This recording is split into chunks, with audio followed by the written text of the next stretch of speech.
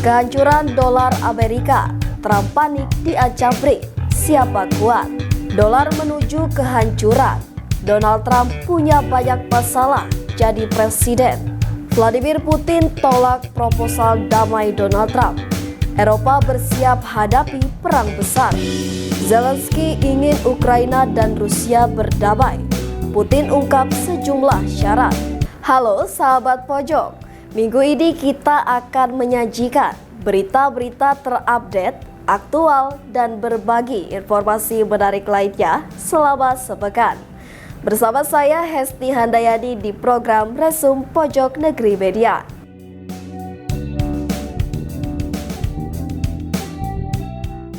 Presiden terpilih Amerika Serikat Donald Trump mengancam akan mengenakan tarif 100% terhadap negara-negara BRICS jika aliansi tersebut menggunakan mata uang alternatif untuk mengganti dolar Amerika Serikat.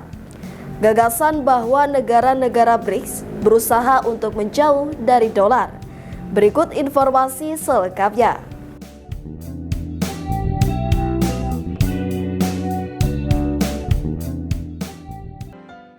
Saat ini, banyak negara di seluruh dunia sedang berjuang untuk mengurangi ketergantungan pada dolar Amerika Serikat atau AS dalam perdagangan internasional. Fenomena ini telah menciptakan kekhawatiran besar di Washington, terutama di kalangan politisi seperti mantan Presiden AS Donald Trump. Trump bahkan mengusulkan langkah drastis dengan memberlakukan tarif 100% pada negara-negara yang menolak menggunakan dolar AS dalam perdagangan mereka. Hal ini seperti yang dikutip oleh timenews.co.id dari kanal YouTube Phenomatic, Jumat 11 Oktober 2024. Dedolarisasi adalah istilah yang menggambarkan pergerakan global di mana negara-negara berusaha menggunakan mata uang selain dolar dalam perdagangan dan investasi internasional.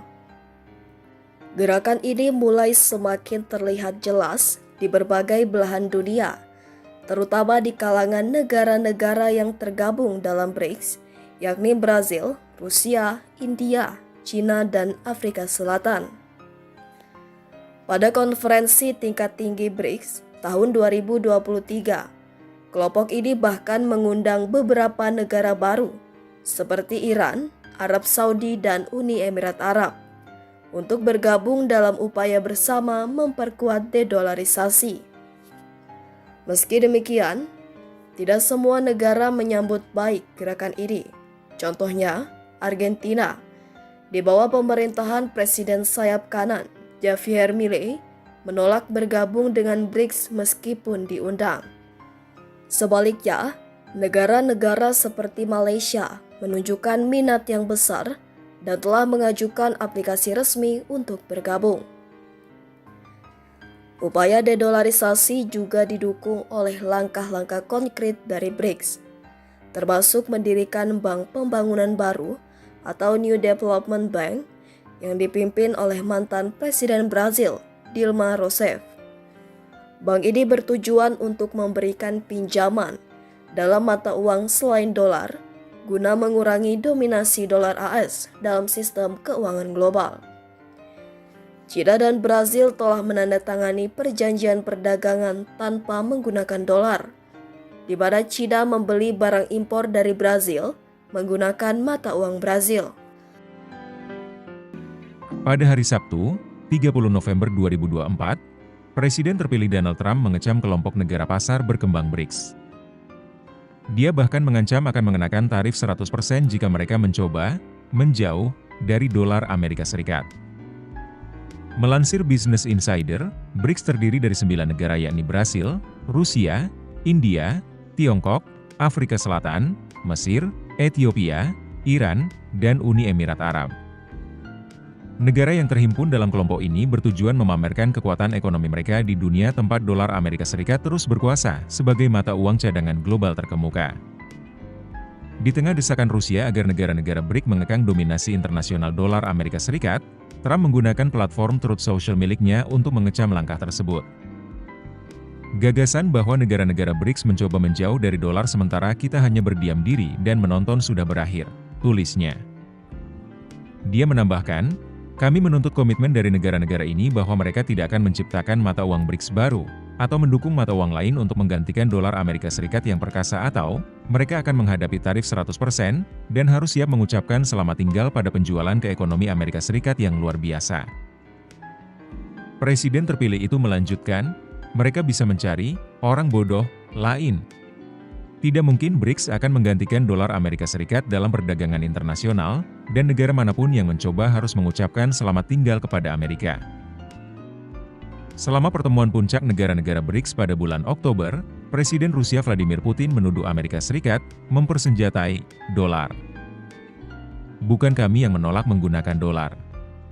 Tetapi jika mereka tidak mengizinkan kami bekerja, apa yang dapat kami lakukan? Kami terpaksa mencari alternatif, katanya saat itu, seperti yang dikutip dari The Associated Press. Pernyataan terbaru Trump muncul beberapa hari setelah ia mengancam akan mengenakan tarif sebesar 25% atas impor dari Kanada, Tiongkok, dan Meksiko, 3 mitra dagang utama Amerika Serikat.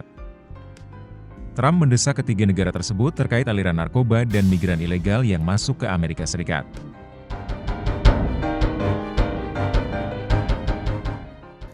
Sementara Brazil melakukan hal yang sama dengan menggunakan yuan.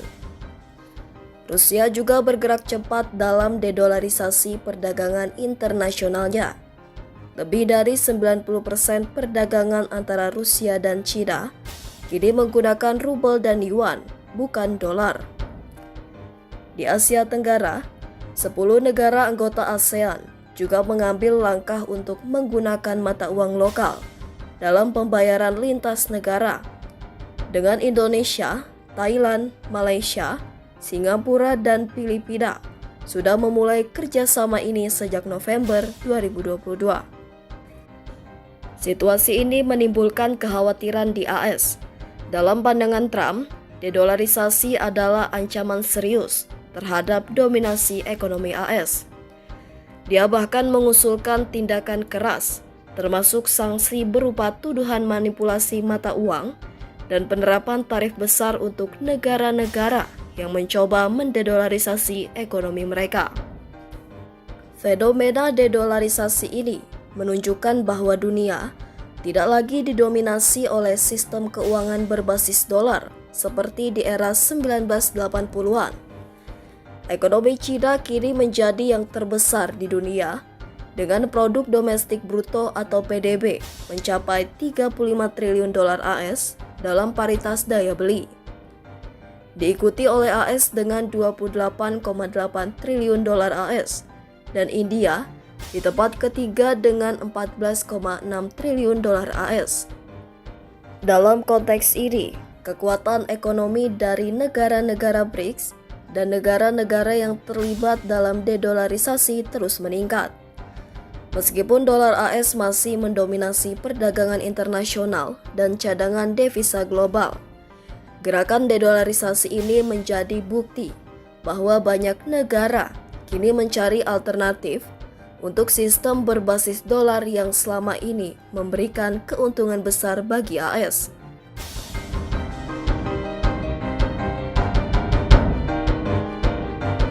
Terpilihnya Donald Trump sebagai Presiden Amerika Serikat menambah daftar ketidakpastian global, baik ancaman gejolak pada pasar keuangan maupun rantai pasok perdagangan. Berikut informasi selengkapnya.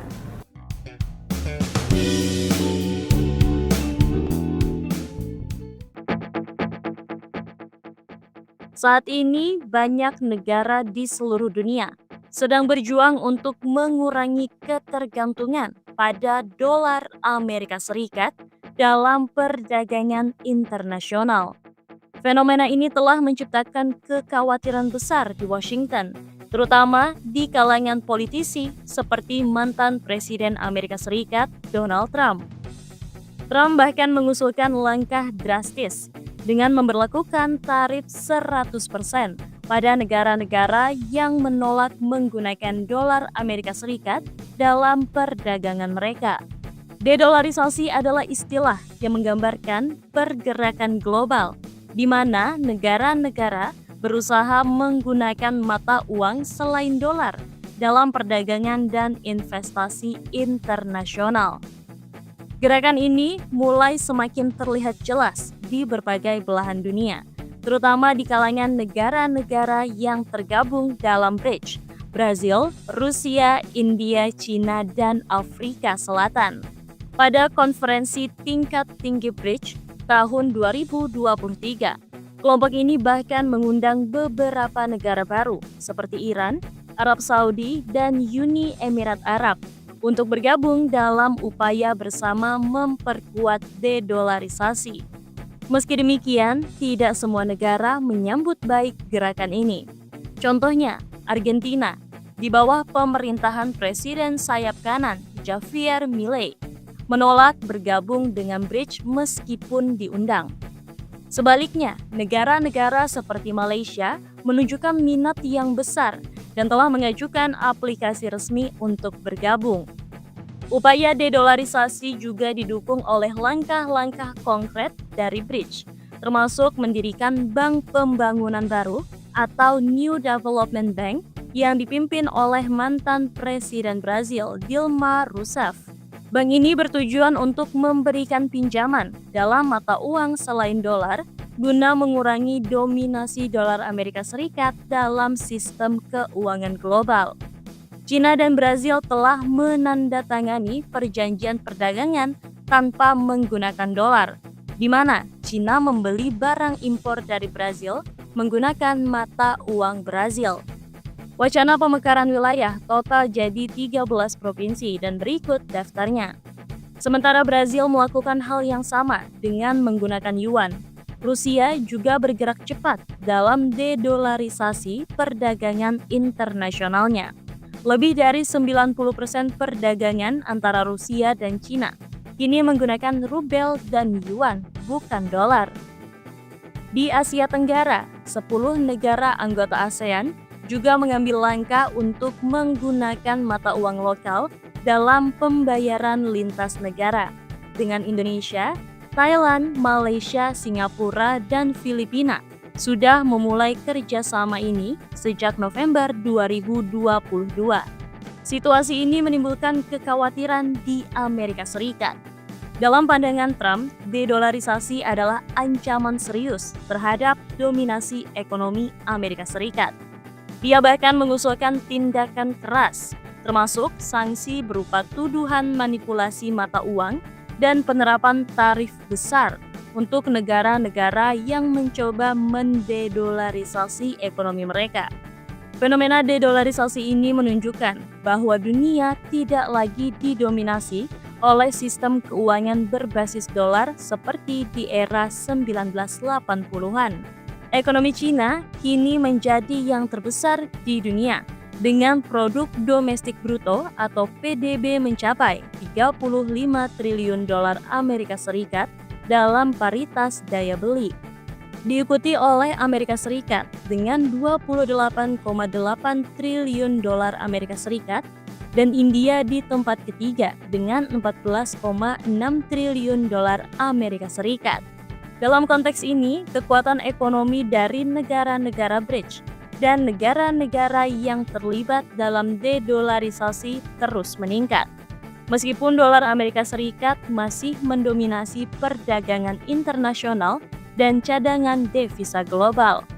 Gerakan dedolarisasi ini menjadi bukti bahwa banyak negara kini mencari alternatif untuk sistem berbasis dolar yang selama ini memberikan keuntungan besar bagi Amerika Serikat. Sebanyak 47 negara telah menyatakan minat untuk bergabung dengan aliansi BRICS, sebuah aliansi atau blok yang diprakarsai oleh Rusia dan beranggotakan negara Brazil, Rusia, India, Cina, dan Afrika Selatan. Dari ke-47 negara ini, 26 diantaranya sudah mengajukan permintaan resmi. Salah satu gerakan yang paling fenomenal dari aliansi BRICS ini adalah dedolarisasi yang terbukti telah melemahkan dolar Amerika Serikat hingga 14% dalam satu dekade terakhir. Hingga saat ini, sesama anggota BRICS telah banyak melakukan perdagangan dengan mata uang asli mereka, sehingga dapat mengurangi hiperinflasi dolar AS dan semakin melemahkan dolar Amerika Serikat. Alasan inilah banyak negara berkembang yang ingin bergabung, selain alasan lainnya untuk mengurangi dominasi negara-negara Barat terhadap tatanan dunia saat ini. Bahkan Iran, Mesir, Ethiopia, dan Uni Emirat Arab telah resmi bergabung dengan BRICS. Negara Malaysia dan Thailand pun sudah mengajukan minatnya. Lalu bagaimana dengan Indonesia?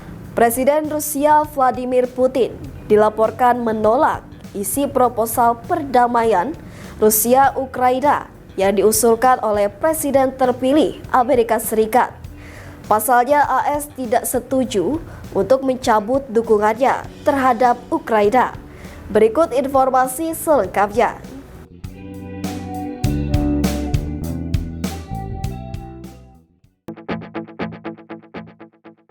Presiden Rusia Vladimir Putin dilaporkan menolak isi proposal perdamaian Rusia-Ukraina yang diusulkan oleh Presiden terpilih Amerika Serikat, Donald Trump. Hal ini disampaikan langsung Taipan Rusia yang dekat dengan Putin, Konstantin Maloveyev. Dalam sebuah wawancara dengan Financial Times di Dubai, Maloveyev mengatakan utusan Trump untuk konflik Rusia-Ukraina, Kat Kellogg, telah membawa proposal perdamaian ke Moskow. Namun, Putin menolaknya karena banyak yang tidak dipertimbangkan dalam usulan itu, utamanya terkait masa depan Eropa.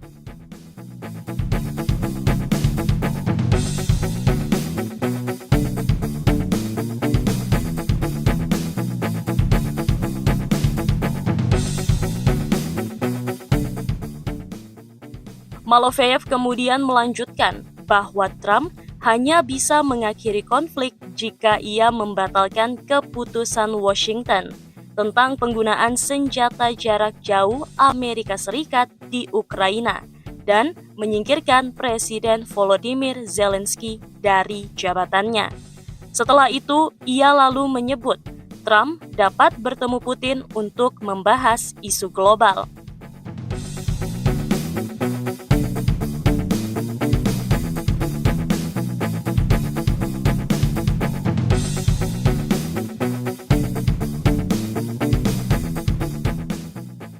Lalu, Maloveyev kembali menambahkan bahwa jika Amerika Serikat tidak setuju untuk mencabut dukungannya terhadap Ukraina, Rusia dapat menembakkan senjata nuklir taktis. Ia menyatakan bila hal itu terjadi, kehancuran dunia telah dimulai. Lebih lanjut, Maloveyev menyebutkan bahwa Moskow hanya akan melihatnya sebagai syarat abadi untuk perdamaian. Jika Trump bersedia membahas titik-titik konflik global lainnya, termasuk perang di Timur Tengah dan aliansi Rusia yang sedang berkembang dengan China. Ia juga menyatakan bahwa Amerika Serikat harus memahami bahwa Ukraina adalah bagian dari kepentingan inti Kremlin.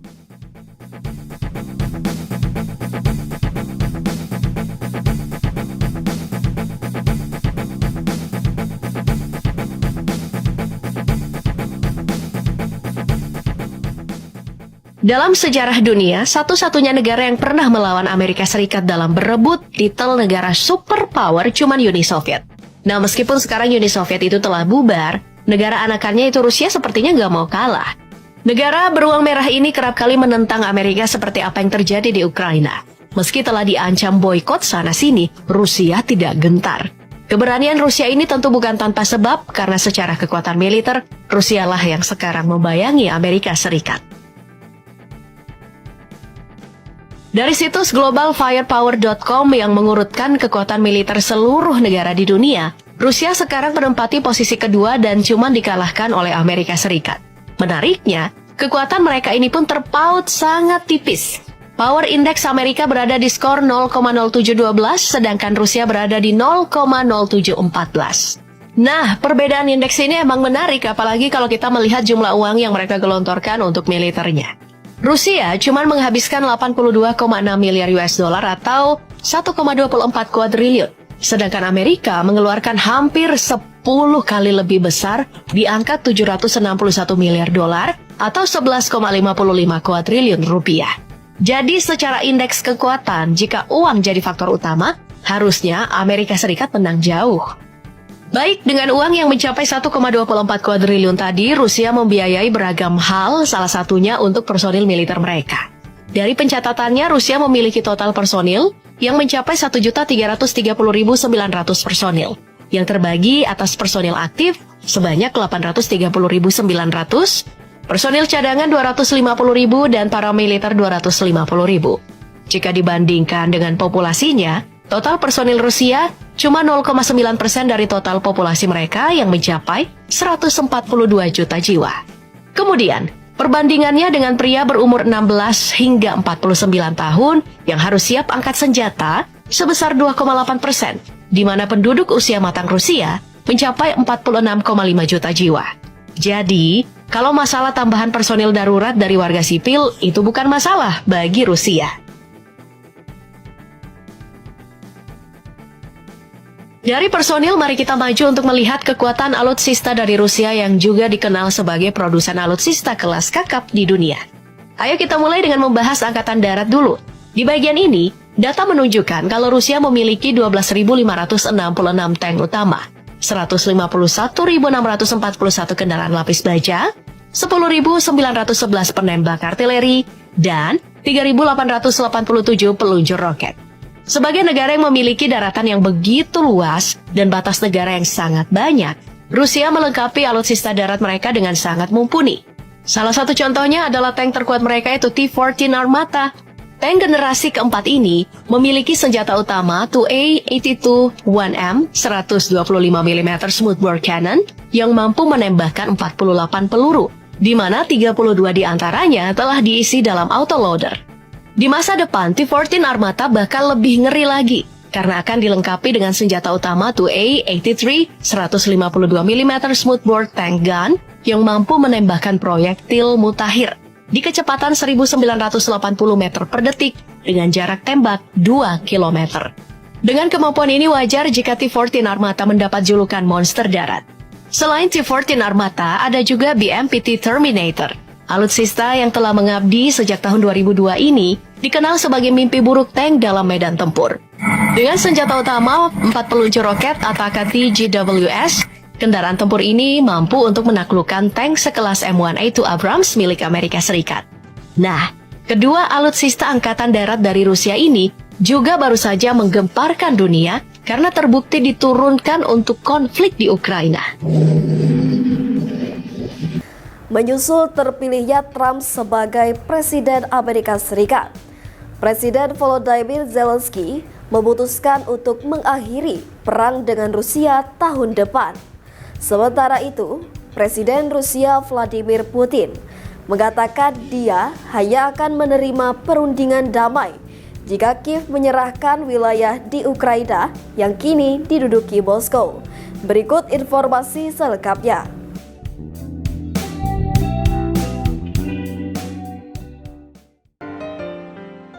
Presiden Ukraina Volodymyr Zelensky berniat mengakhiri perang dengan Rusia melalui perundingan diplomatik tahun depan. Keinginan berdamai dengan Rusia itu disampaikan jelang peringatan 3 tahun invasi Moskow ke Ukraina yang dimulai pada 24 Februari 2022. Tentara Rusia semakin menguasai banyak wilayah Ukraina dalam beberapa bulan terakhir. Meski begitu, niat Zelensky berdamai dengan Rusia tampaknya sulit tercapai dalam waktu cepat. Sebab ada syarat yang diinginkan Presiden Rusia Vladimir Putin. Keinginan damai menyusul Trump jadi Presiden AS. Zelensky mengatakan, Kiev ingin mengakhiri perang dengan Rusia tahun depan melalui cara diplomatik. Hal ini dilakukan saat kedua negara menyambut kembali terpilihnya Donald Trump sebagai Presiden Amerika Serikat. Pelantikan Trump dijadwalkan berlangsung pada 20 Januari 2025.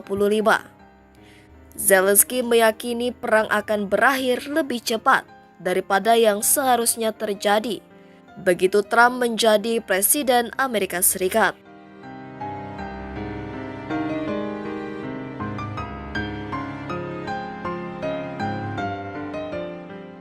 Terpilihnya Trump sebagai Presiden AS menimbulkan pertanyaan terkait masa depan konflik tersebut, Ukraina-Rusia. Sebab, Trump kerap mengkritik bantuan militer AS ke Ukraina. Wakil Presiden terpilih, J.D. Vance, bahkan mengisyaratkan pemerintahan Trump akan memberi izin kepada Rusia untuk mempertahankan wilayah Ukraina yang direbutnya selama perang. Meski begitu, Trump berulang kali menekankan janjinya mengakhiri perang antara Ukraina dan Rusia melalui kesepakatan bersama. Atas janji itu, Zelensky mengatakan Ukraina harus melakukan segalanya agar perang tersebut berakhir tahun depan melalui cara diplomatik. Sementara itu, Presiden Rusia Vladimir Putin mengatakan dia hanya akan menerima perundingan damai jika Kiev menyerahkan wilayah di Ukraina yang kini diduduki Moskow. Hal tersebut disampaikan Putin saat menerima panggilan telepon dari Kanselir Jerman Olaf Scholz pada Jumat 15 November 2024. Selain meminta wilayah yang diduduki, Putin menyebut krisis Ukraina-Rusia terjadi sebagai akibat langsung dari kebijakan agresif NATO memperluas negara anggotanya. Pada 30 September 2022, Ukraina resmi mengajukan permohonan menjadi anggota aliansi militer NATO. Namun, tindakan ini ditentang Rusia. Jika Zelensky ingin membuat kesepakatan diplomatik dengan Rusia, Putin memberi syarat perjanjian itu harus sesuai keinginannya.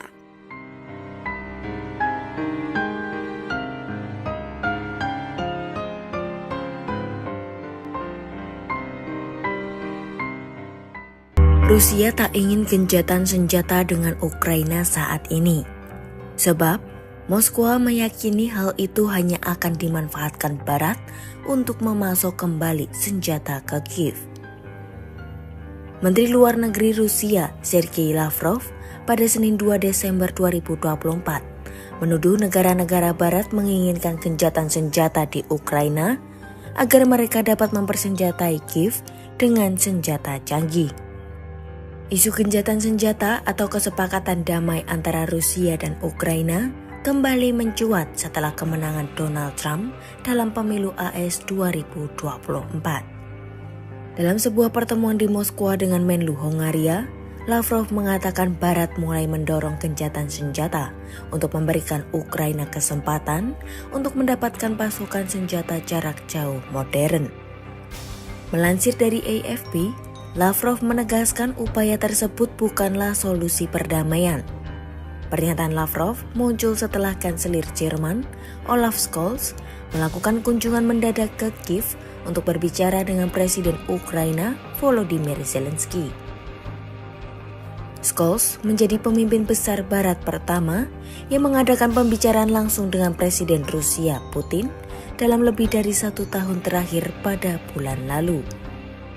Dalam pertemuan tersebut, Scholz mendorong Rusia untuk membuka kemungkinan mencapai kesepakatan damai dengan Ukraina. Putin sendiri telah secara terbuka menuntut agar Ukraina menyerahkan sebagian besar wilayahnya di bagian timur dan selatan sebagai prasyarat untuk menghentikan pertempuran. Sementara itu, Presiden Zelensky menegaskan penyerahan wilayah bukanlah pilihan untuk mencapai perdamaian. Ia pun menyatakan pentingnya jaminan keamanan dari NATO serta pasukan senjata tambahan untuk Ukraina sebelum negosiasi dengan Rusia.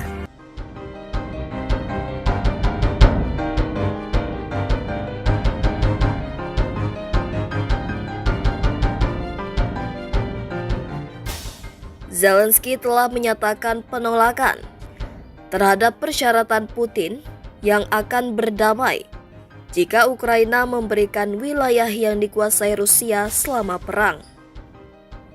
Dilansir dari Economist, Minggu 10 November 2024, Rusia menduduki sekitar 18% wilayah Ukraina saat ini. Rusia juga menduduki area Donetsk dan Luhansk pada tahun yang sama. Namun, dua area itu belum resmi menjadi wilayah Rusia hingga September 2022. Sejak perang pecah pada 2022, Rusia juga menguasai wilayah baru, termasuk sebagian provinsi Kherson dan Zaporizhia. Putin bahkan menetapkan penduduk berusia minimal 14 tahun yang ada di wilayah tersebut harus mengambil kewarganegaraan Rusia mulai 1 Januari 2025 atau terancam dideportasi. Itu tadi berita terhangat selama sepekan ini. Nantikan berita lainnya di web kami di pojoknegeri.com dan di channel YouTube Pojok Negeri Media. Jangan lupa untuk komen, like, dan subscribe channel kami. Kami undur diri, sampai jumpa di Resum pekan depan.